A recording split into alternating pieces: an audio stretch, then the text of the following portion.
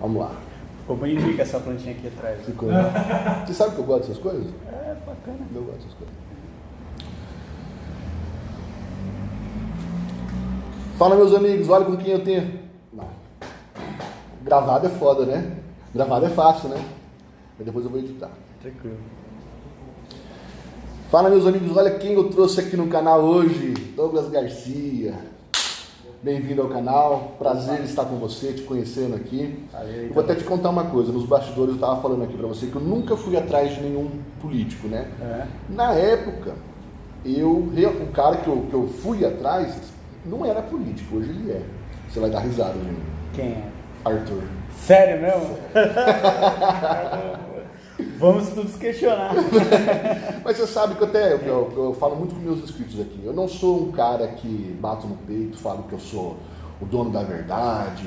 Não tenho problema algum em falar onde eu erro. Sim. Não tem problema algum. E eu falo pra galera, meus amigos, eu votei no Arthur, eu gostava do Arthur. Ainda que a gente soubesse que os influenciadores falavam muito do MBL, eu acreditei, entendeu? E votei no Arthur. E ele veio na minha cidade, eu não falo qual é o nome da nossa cidade, porque eu não falo onde eu moro. Né? E ele veio e falou assim, cara, eu quero conhecer esse cara. E fui atrás dele. Aí ele, cara, me recebeu muito bem, simpático. Nossa, maravilhoso. Só que em pouco tempo começou...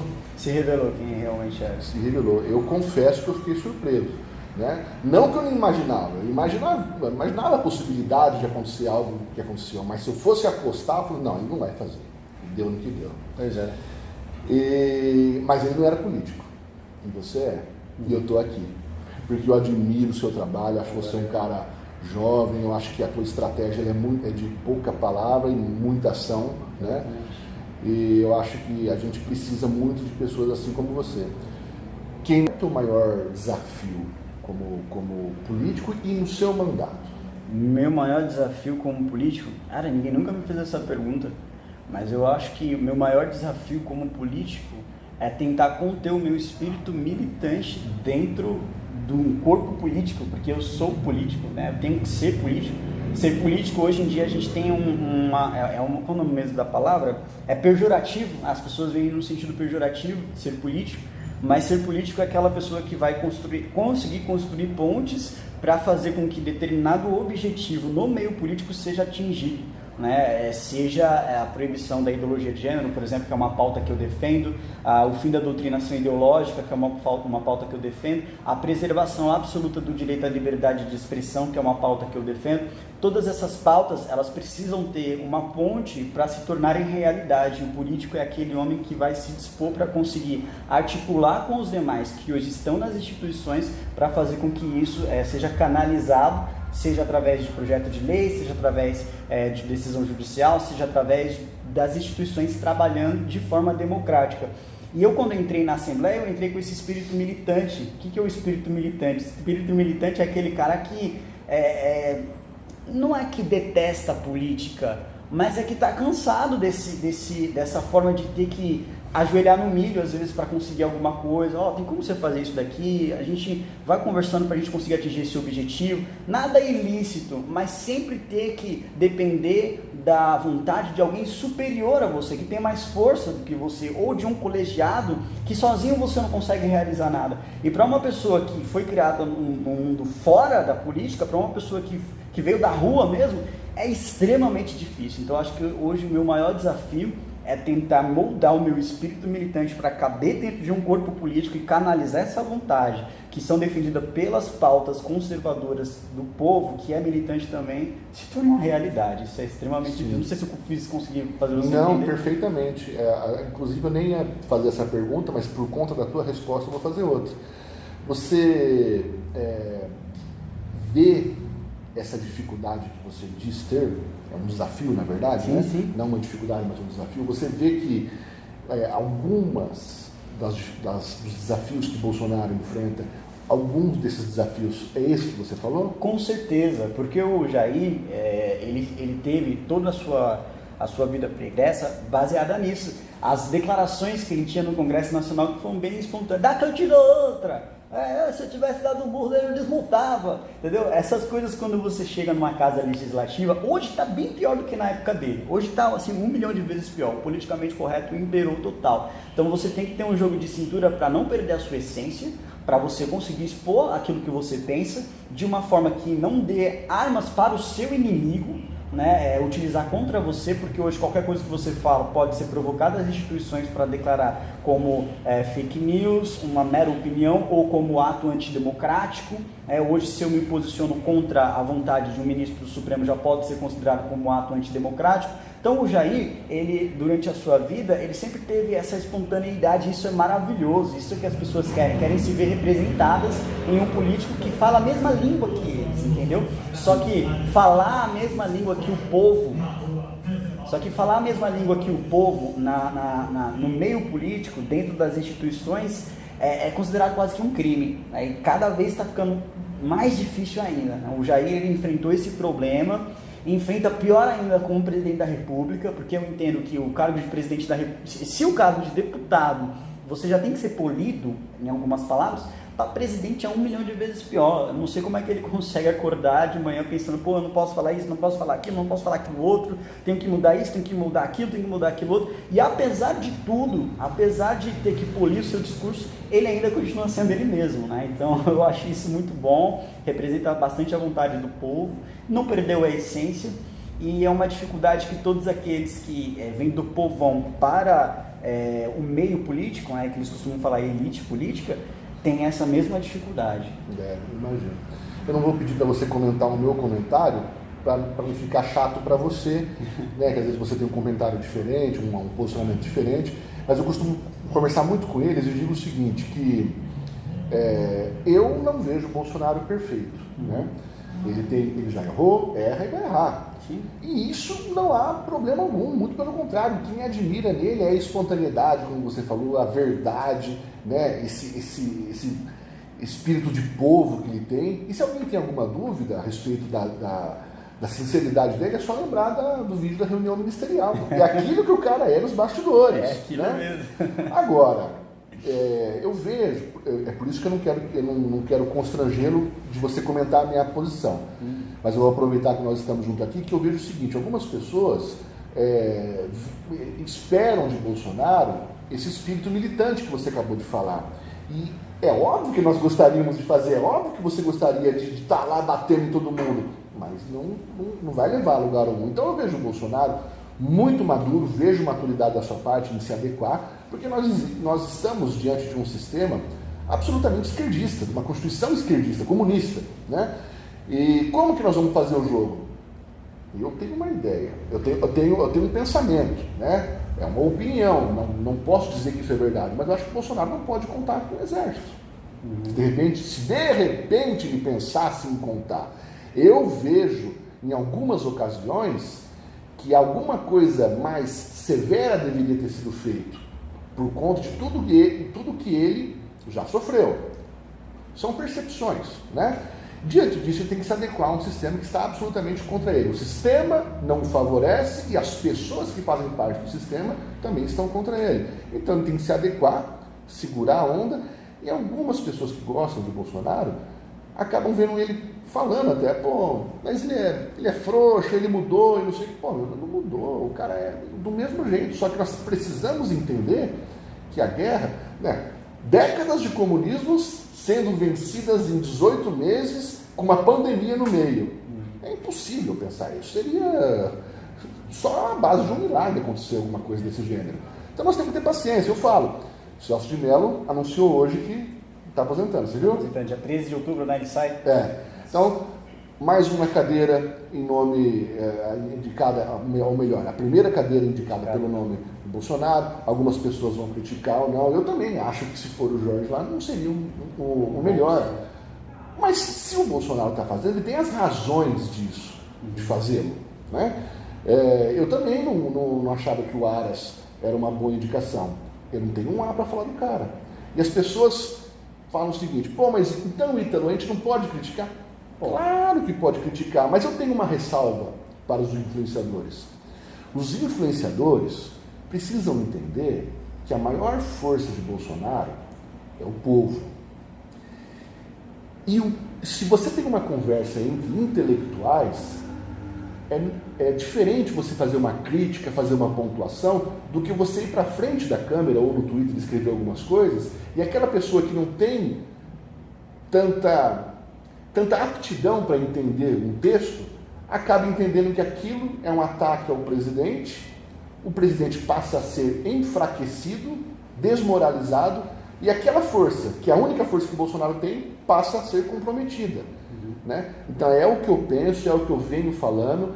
Não acho que as pessoas não devam criticar. Eu deixo bem claro aqui, eu até me perdi um pouquinho no raciocínio, eu deixo bem claro, meus amigos, eu acho que o Bolsonaro já errou, erra e vai errar. Mas eu me proponho a não falar dos erros aqui. É diferente de eu trazer um erro de Bolsonaro, sim, e falar assim, ó, não é erro, é acerto. Isso eu jamais vou fazer. O que eu vou fazer é assumir que eu não vou falar dos erros. E é uma postura minha. E é isso que eu nem peço para que você comente, ou se você quiser comentar, pode comentar, mas é a minha posição, porque tem muita polêmica dentro da direita, né? Eu sei. Eu entendi a sua linha de raciocínio perfeitamente, inclusive eu, sem problema nenhum, eu posso comentar assim, eu fui eleito pela base conservadora, ou seja, pela ala ideológica, né, como eles dizem, tem duas alas no governo hoje, assim como é pontuado, a ala ideológica e a ala positivista. Sim. Eu sou 100% favorável a todos aqueles que defendem as pautas conservadoras do início até o fim, que estão hoje no governo Bolsonaro. Eu não acredito que a ala positivista venha externar a vontade do povo que elegeu o presidente da República. E quando eu falo a ala positivista, eu estou me referindo justamente dos militares mesmo. Eu não acho que eles estão lá justamente para atender às vontades daqueles que elegeram Jair Bolsonaro, mas sim para tentar fazer uma espécie de articulação política com os demais órgãos que não fazem parte da mesma base política pela qual o presidente foi eleito. Eu entendo, né, da mesma forma com que você acabou de dizer, que ele necessita desse apoio, porque sem esse apoio ele não vai conseguir ter força. A vontade o poder de Jair Bolsonaro vem do povo, de fato, pelo fato dele ser amado, pelo fato dele ser querido. E o fato dele ser amado e querido é justamente pela forma com que ele traz a política, a forma com que ele se expressa, a forma com que ele se predispõe a fazer as coisas, a espontaneidade dele. Porém, nós temos hoje no sistema, no establishment brasileiro, pessoas que detêm o poder e que estão nos tribunais, que estão no Ministério Público, alguns, eu não estou falando a totalidade, não é a totalidade de um tribunal, nem a totalidade de instituição nenhuma. Algumas pessoas que estão nos tribunais de justiça superiores, no Ministério Público Federal, enfim, em diversos lugares de preenchimento de poder, principalmente no Congresso Nacional, que fazem parte do sistema, que fazem parte do establishment e que não estão junto com Jair Bolsonaro, que não fazem parte dessa base conservadora. E, infelizmente, essas pessoas, elas são maioria nas instituições. Então, o Bolsonaro, ele não teria este poder de tratar tudo a ferro e fogo, entende? Eu entendo as críticas da área ideológica, eu faço parte dela, eu realmente queria que o Brasil fosse um país onde as pautas conservadoras fossem respeitadas acima de qualquer outra coisa, mas eu entendo também do jogo político, não é tudo do jeito que você quer, as coisas não funcionam do jeito que você quer. Se o Bolsonaro pudesse fazer tudo o que ele quer, sem precisar de nenhum tipo de esforço, não seria uma democracia. Entendeu? Então, infelizmente, a gente tem que passar por essas dificuldades, às vezes tem que abrir mão de falar algumas coisas, às vezes tem que tentar conversar mais para conseguir fazer com que algo que ele queira se torne realidade. E aqui eu não estou dizendo se corromper, eu não estou dizendo que ele vai simplesmente, desculpa aqui o termo, abrir as pernas para o centrão. Não, o presidente não está fazendo isso, está tentando fazer exatamente nas condições que hoje ele tem para conseguir fazer com que as pautas do governo que ele defendeu durante a campanha se tornem realidade. Apesar de nós termos, infelizmente, uma ala positivista que está mais preocupada em agradar o centrão, que está mais preocupada em agradar o establishment, que está mais preocupada em manter um sistema que, infelizmente, desagrada a maior parte da população brasileira, do que, de fato, se preocupar com o Brasil. Então, eu acho que o único que está ali em cima hoje, se preocupando mesmo com o Brasil, é o presidente. Ele está abrindo certo, né? É algo que pra gente é inusitado também, porque apesar dele ter passado 27 anos no Congresso Nacional, a presidência da República é alguma coisa completamente diferente. Ele sabe do jogo político, sabe como funciona o jogo político. Eu estou no meu primeiro mandato, quem sou eu para chegar assim, o presidente tem que fazer assim, assim, assim, assado. Mas, apenas com esse curto espaço de tempo que eu estou na Assembleia Legislativa, eu entendo que as coisas não são do jeito que a gente quer, da forma que a gente quer, da noite para o dia. E para mim seria muito mais fácil ainda, porque eu tenho imunidade de fala, eu posso bater, eu posso fazer isso, eu posso fazer aquilo outro. Ele, como presidente, precisa se portar de alguma forma, e ele está se portando dessa forma para tentar alcançar os objetivos. É por isso que é muito complicado. A política é muito complicada. Muito. Bom, então é isso, Douglas. Muito obrigado aí por estar com a gente aqui no canal, por falar conosco. Parabéns por tudo que você vem fazendo e que Deus continue te abençoando, te iluminando, te corrigindo em todas as coisas que você for enfrentar nos dias futuros. Eu que agradeço, Ítalo, agradeço a todo mundo que está assistindo. Não esqueça de compartilhar esse vídeo. Se você gostou, deixa o joinha aqui e bora lá, pessoal. Forte abraço aí para vocês. Tamo junto. Aí, deixa rolar.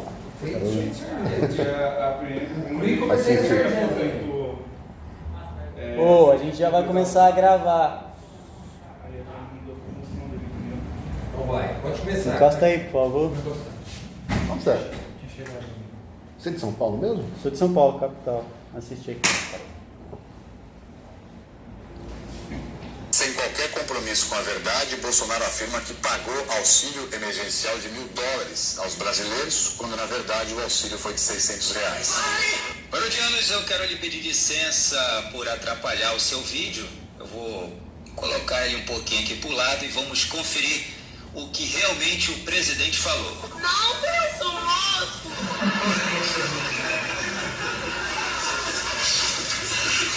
Nosso governo, de forma arrojada, implementou várias medidas econômicas que evitaram o mal maior. Concedeu auxílio emergencial em parcelas que somam aproximadamente $1.000, parcelas que somam aproximadamente $1.000 para 65 milhões de pessoas, aproximadamente. Bolsonaro afirma que pagou auxílio emergencial de $1.000 aos brasileiros. And the fake news refused to call it, right? Ok? Valeu! Seus parodianos, acabou a mamata dessa imprensa marrom. Cara, que ridículo. Cara idiota, né, não? Então vamos lá. Então já tá filmando aí já, mas vou fazer a introdução e depois eu vou fazer os bastidores. Me sentindo até um youtuber profissional.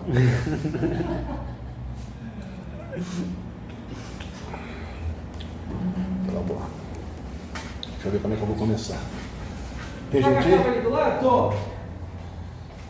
Vai ajeitar as coisas lá. Você vai tirar do bastidor. Olha o irmão do Matheus. É o irmão do Matheus. Passou fechado. Cara. Alguém aí na porta pra avisar que tá gravando. Senta aí. Eu vou ficar aqui.